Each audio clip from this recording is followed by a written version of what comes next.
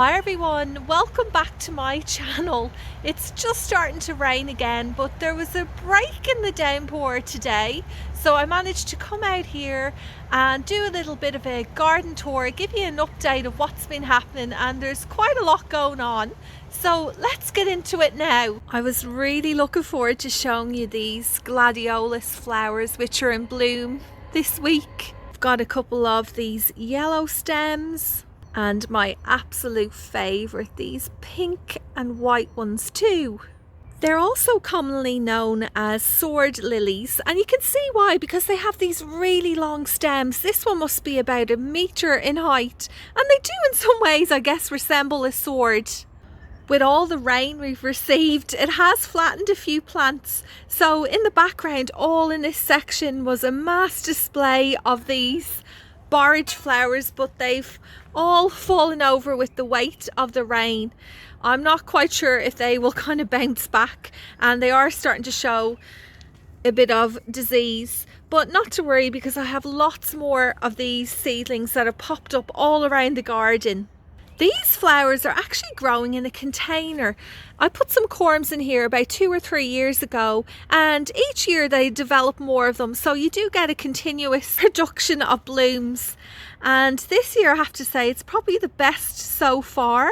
I've got 1, 2, 3, 4, 5 flowering at the moment, and a few more on the way. This is actually just a little tip from me. If you do put plants like bulbs in pots, for example with lilies as well, what you can actually do with them is, once they start to flower, you can just pop them into the garden beds, leaving them in the containers, and then once they get a bit tired and finished, you can just pull them back out and maybe replace them with something else. I have a bunch of seedlings here that I need to sort out, so I'm either going to have to divide them up and put them into little containers or plant them out in the landscape.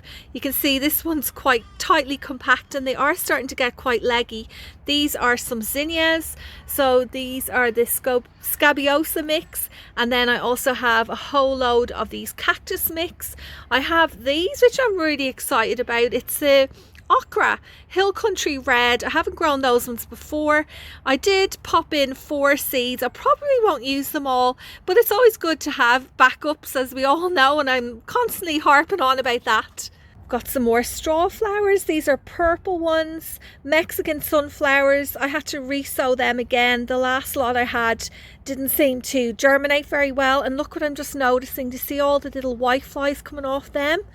Oh, they've been shocking this year. They're a really bad pest in the garden, because they can just suck the life out of little plants, especially these little seedlings.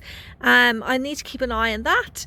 Then I've got lots of different gomphrenias. Again, I had to re-sow some of them. And here I've got just a zucchini. It's an all green bush zucchini. It's meant to grow well in containers. I did want to give you a Dahlia update this week. So these 5 here are doing okay. They're ready to go out into the ground. I will be putting them out hopefully this weekend. But up here I have these 6 Dahlia tubers that just are not really doing much at all. I have been checking them. I did dig all of them out to make sure that they hadn't gone squishy or anything, so they still look quite healthy. And I did notice this one has a little bit of a root coming out the bottom, as does this one here. Do you guys think these tubers are going to be okay? Will they grow for me? Like, look at this one. I pull this one out, lots of roots. You can see them all there at the bottom. So it's alive, but is it possible that they can be alive like that and not have an eye on top? I believe the eye part is the section where you get the growth coming out of it. I have got no idea what's going on with them, so please, if you've got any advice to give, I would really appreciate it. I'm on my way down to the fan garden. I still haven't put the covers up around the archway, but look how much everything has grown, and I've cleared out most of the mess here that I piled up from the storm debris. Oh, I just can't get over, all the rain has just been fantastic, and everywhere is really starting to green out now. But I do need to get on top of all the weeds. There are so many, mostly just grass, so nothing appears to be like a noxious weed, which is good. but I do have quite a bit of work ahead of me. Oh, look at this. It's the first Bright Lights cosmos flower and the first few flowers on the blue salvias, which I have all around the edge of this garden bed. You can see some of the plants are still a bit small, but I can just imagine that when they're all filled out, it will be just like a lovely border of blue. I've also sorted out all the seating areas, so I've put those over here underneath one of the wattles just beside the entryway to the fan garden. I just have to quickly show you this. Look how much everything's filled out. Isn't that amazing?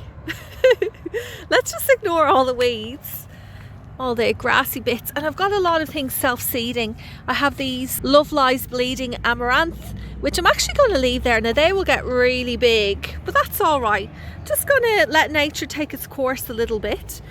Okay, so over here there's a dahlia down here that I noticed was not growing. It wasn't putting out any shoots, and if we take a closer look, just pulling it out, turning it around, well, watch what's happening. See, it's gone to mush. This is something you have to watch out for when you are growing dahlias. Their tubers can be very sensitive to water, so they almost turn into like a little sponge. To try and minimize the chance of this happening, I've read that what you're supposed to do is you're not meant to water the tuber, whether it's in the ground or in a pot, very much until you start seeing the first shoots appear, and then it's okay to start watering it. I don't know why this happened here, but then the other part of the tuber, which I divided, or the tuber clump I should say, which I divided in half and put over here, that part's absolutely fine. It's got lots of little shoots coming out of it. We have zinnias back. First couple of zinnias for the season. This beautiful hot pink one. And over here, I was checking this one every day. I wasn't sure what colour it was going to be, but it's a beautiful orangey red. This one is almost ready for harvesting, only a few days probably to go. And a little test that a lot of flower farmers do to know when it's the right time to pick their zinnias is to give it a wiggle test. So you just come here, put your fingers in between the stem and give it a little wiggle like that. If it bounces around like this one is doing, it's not quite ready to pick. It needs to be a bit more firm, the stem, which will hold longer in the vase. You can see the girls are over there by the hollyhocks plants. Oh, you know, I haven't shown you the hollyhocks yet. It's a bit hard to see because they're quite dark. They're a deep purple colour, but aren't they just magnificent? Got lots and lots of flowers. I haven't actually staked these up. Oh, wow, look at that. This is the first time I'm actually seeing this one. The same time as you guys. Oh, wow. So worth the wait. Hollyhocks are a biannual plant. So that means you sow the seed one year, it grows over your spring and summer, and then it's the following year where it begins to bloom. I think it's a little bit different here where I live because I have planted biannuals in autumn time and have had them flower in our late spring, summer, that same year. But I don't know, maybe it's because of our warm weather we get in this area, this part of New South Wales. Let me just pick this one off. Look at the size of it. Wow. I'm thinking I might have to do something with this area because it's extremely waterlogged. This is where I have some feverfew, all of my snapdragons. Actually, no, I have one snapdragon in a different area. And then behind them, I have some Queen Anne's lace and some amaranth. But just down here is a little bit concerning because it's completely saturated, like the ground cannot absorb any more water, and I'm just a little bit worried that the roots here may rot on these flowers. So I don't really want to make it into a big job, but I might have to dig them all up and try and elevate the soil a bit so the drainage improves. Hopefully I won't, but it looks like I might have to do it. Just giving you a different angle. So I'm standing at the other archway that leads behind me into where the chicken run area is, but as you can see, they just have free rein everywhere. I don't mind. They're too cute. So everything's filling out beautifully. Coming around here, I do need to sort out this little mess here, but I did put another table and chairs in that section, so I'll be able to enjoy the lovely colourful flower display in summertime. And just look over here. Isn't that incredible how much everything is filling out? Won't be long now until you don't see the soil beneath. It will just be the plants filling every possible space. I've had to come undercover because it's starting to pour down again. Thank you so much for watching till the end. If you're new to my channel and you liked what you just watched, please consider subscribing. We're now heading into summer, so next Friday I believe it will be summertime here in New South Wales. And really from here on in, each week this garden is just going to fill out. There's going to be lots more to show you, plenty of garden harvests, lots of tips and tricks along the way. So until next Friday, happy gardening.